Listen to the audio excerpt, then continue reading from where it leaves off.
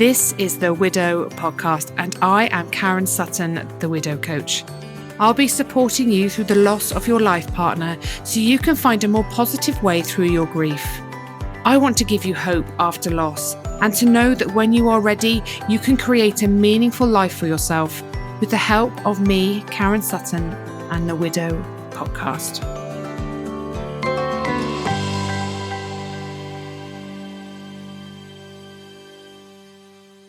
Hello and welcome back. Thank you for joining me again here on the Widow Podcast. I had a wonderful conversation with the ladies in my membership last night, and it seemed to be that everybody in there really needed to hear what I was saying. Now, my membership is an amazing place. It's incredibly low cost and high value.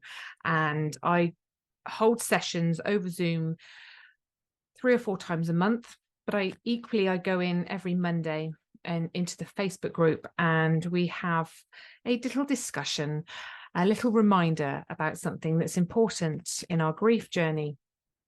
And yesterday morning, I woke up and I had set my alarm to do a workout in the morning. But when I woke up, I didn't feel great. I don't know why. I just didn't feel great. I hadn't slept particularly well and I didn't have a lot of energy. And my initial kind of thought was, I'm just going to take the dog for a walk over the fields. It's a lovely morning and that's okay. And then the negative self-talk came in, and I forced myself to go to the gym and do a workout because a walk wasn't good enough. And I'd eaten too much over the weekend and I needed to punish myself for that by going to the gym when I didn't feel like it. And I didn't kind of catch myself doing this at the time. So I went off to the gym and I started my workout, and it was really hard. It was really hard, but I kept pushing and I kept berating myself like, come on, Karen, you can do better than this. What's wrong with you? Get on with it. And then I thought, right, I'm going to try something different. So I just decided to do a bit of Pilates. And again, just was finding it really super hard. I didn't have the energy because that wasn't what I was supposed to be doing in that moment. I should have gone for a walk. I should have followed my instincts, my intuition, my desires, and I didn't. And I just really started to tune in to that internal dialogue, and it was really unkind and really unhelpful. And I know better. And it's frustrating when you know better, yet you still find yourself behaving in a way that isn't really serving you, that isn't really helpful. And I'm always saying to my community, to my clients, to my groups, listen, your body is giving you information all the time. It is telling you what it needs. It is telling you what it doesn't need. And we don't listen because we think we know better. We think if we push ourselves and berate ourselves and punish ourselves, that's going to give us better results. Now, it's really hard striking the balance because there are times when I wake up in the morning and I really don't feel like doing a workout, and I could easily excuse myself from doing that said workout because it's hard, right? It's hard being consistent. And most of the time I have a little chat with myself and I go and do my workout, and I'm really glad that I did. I'm glad that I pushed myself, and I'm glad I didn't allow myself the excuses. However, yesterday morning, it wasn't an excuse, it was a reason. And there's a difference, and it's understanding the difference. Sometimes there's a reason why you can't do something.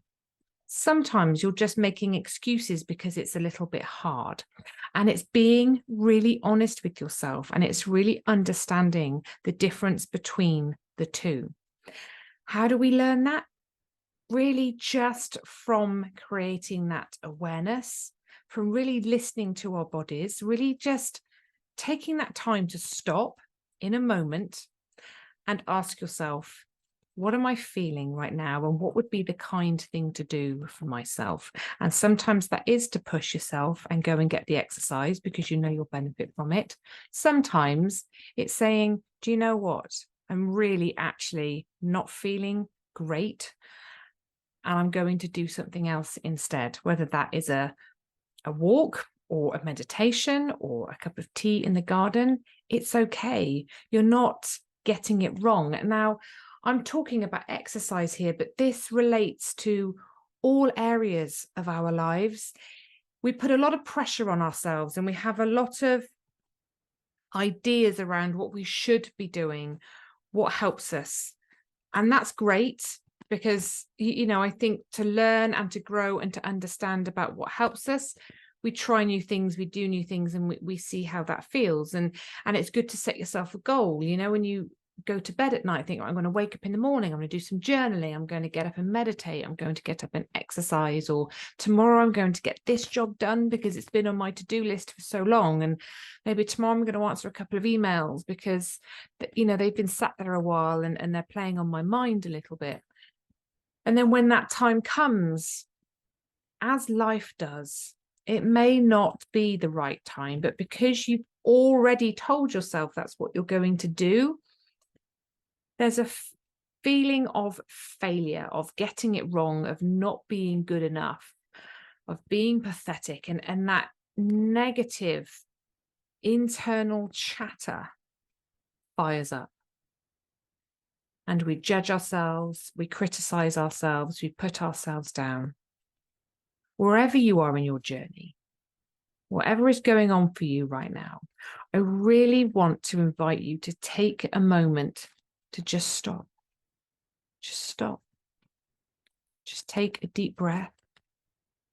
Lean in to your body, to your feelings, to your thoughts, to your emotions. What information is sitting there for you that you're not hearing, that you're not listening to, that you're dismissing maybe in some way because there's so much else that takes priority. But there isn't. You are a priority. Your needs, your health, everything about you needs addressing, needs looking after, needs a kind and compassionate voice. And the kindest, most compassionate voice, I think, has to be our own. Often it's not. So listen to what your body is trying to tell you. There is so much information in there.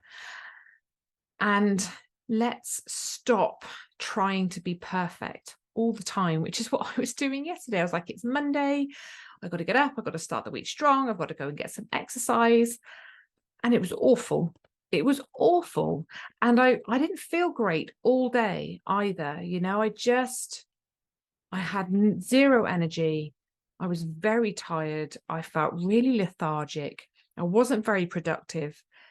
And I was really beating myself up for all of this. And then the end of the day came and I thought, right, I really need to go and move my body now because I haven't done enough today. And actually, I just stopped and I just sat down and I thought, what do you need? What will be the kind thing to do for yourself right here, right now?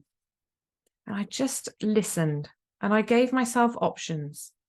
And actually, what I needed to do was go and put on my pajamas and sit in front of the telly. And that's what I did, guilt-free. I gave myself permission to rest. We can't be doing all the time. Sometimes we need to be, and that is where our healing lies, in the stillness, in the quiet, in that place where there's no pressure and there's no expectation. Because we always feel that pressure and that expectation. And yes, we want to find a way through our grief. We want the answers. We want to get to a place where we feel lighter and brighter, and everything just feels better, because where we are in this moment is hard and it's heavy. But you can't work your way through it in a way that disregards what you're feeling, in a way that maybe you are distracting yourself out of fear of the feeling. Sometimes it is sitting in it. That is the work. That is the allowing yourself to sit, be present with what is showing up for you, and letting go of that expectation and using those kind words. You know, like, yes, we are all wanting to grow around our grief, but you know, sometimes our growth is messy and imperfect. And sometimes it's reframing that feeling of getting it wrong, that feeling of failure, of messing it up, and actually flip it. You're not messing it up. You're not getting it wrong. You're learning. Because when we lose a life partner, everything changes. And it's then part of our healing is discovering what works, what helps, what lifts us up, what nurtures us, what feels good, what doesn't. And the only way we really get to find that out is through taking action. And in that action, we learn, and it won't always work out in the way we want it to, but it will always give us some kind of information. And we are a constant work in progress. We are constantly evolving. That's life, right? And I think in any given moment, we really have to remember that we are doing our best, and our best is good enough. And I want you to remember that. I want you to take that away from you, from this episode. In everything that you do, when you notice that negative internal chatter in your mind, I want you to just stop. Literally, if you have to say it out loud and put your hand up and say, stop, do that. And remind yourself, I am doing my best, and my best is good enough. And just repeat that and repeat that and repeat that until it becomes your reality. There are no awards, there are no prizes, there are no gold medals for struggling through, for doing what you think everyone else thinks you should be doing, for completing all the things that you've put pressure on yourself to complete. The greatest reward, I believe, is that we allow ourselves the time and space that we need to grieve, by slowing down, by pausing, by breathing, by really leaning into what it is that we need in that moment. And that is what will take us forward. And remember, ask for help. Like, we don't have to do this on our own. And this is why I absolutely love the communities that I've created, because they just draw from each other so much strength, so much wisdom, so much power, so much support, love and encouragement. Because we can't do this on our own. We're not expected to do this on our own.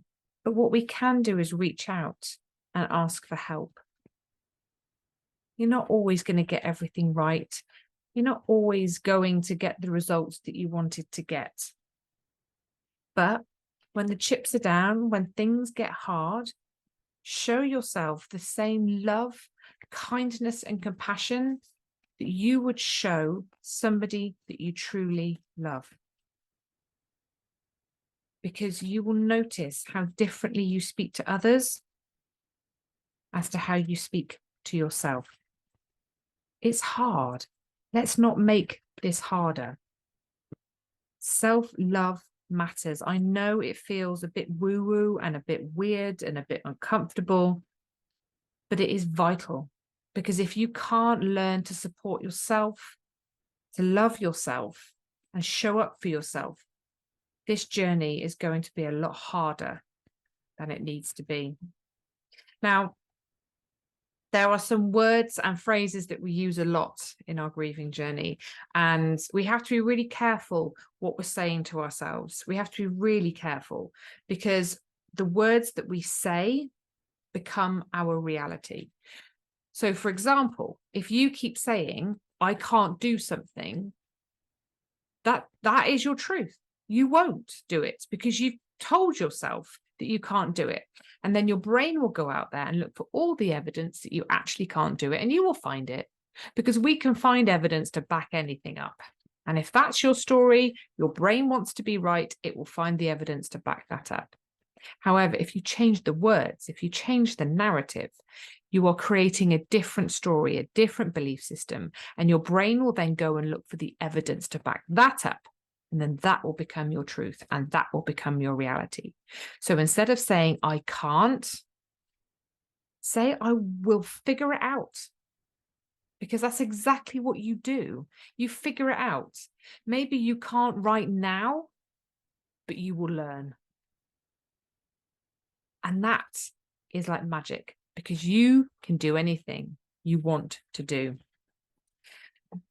When you say, I failed, I've made a mistake, I've got it wrong, I'm learning, I'm growing, because you are.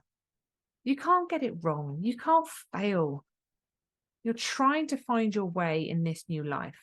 And that means trying new things. And that means that you're learning. When we say, I have to, we don't have to do anything. I am able to if I want to. Very different. You get to choose what you want to do. And the I shoulds. Oh, how many times do you say, I should be doing this, I should be doing that, I should have done this, I should have done that. There are no shoulds. Again, I could choose to do this if I want to, but I might not. It's a game changer. It really is a game changer. So get used to using the words that are going to support you on your journey. You have absolutely nothing to prove to anyone. You are enough. You are doing your best. You are growing and learning. You are brave. And I want you to remember that. I want you to just take those moments to stop and remember how far you've come, what you've achieved, what you've accomplished, how amazing you are in showing up for yourself. Recognize those things, because you are doing the most brave and amazing thing ever, every single day, by getting up and facing the world without your person in it. It's the hardest thing. It really is so very difficult. Acknowledge that. Be proud of yourself for that. And be kind to yourself every day. And if you catch yourself not being kind to yourself, just like I did yesterday, it's okay. Of course, you're going to be like that at times. This isn't about being perfect. This isn't about getting it right all the time.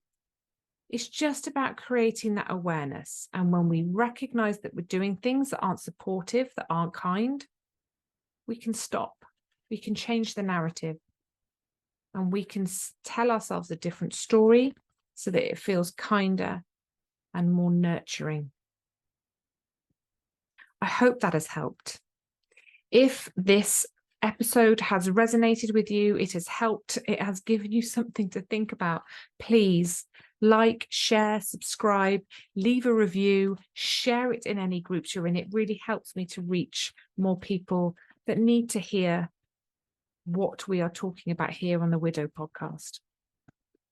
It's a dark place, and so many people feel very alone. And I want to help them feel less alone. I want to help them understand how they can support themselves better. I want to help you. So thank you so much for listening. I'm sending you lots of love as always, and I will see you again very soon. Take care and be kind to yourselves. Bye. Thank you so much for listening to the Widow podcast with me, Karen Sutton. If you would like to be part of a supportive community of people who understand your grief, come and join my free Facebook group, Widowed and Rising. And make sure you tune in to the next episode of the Widow podcast.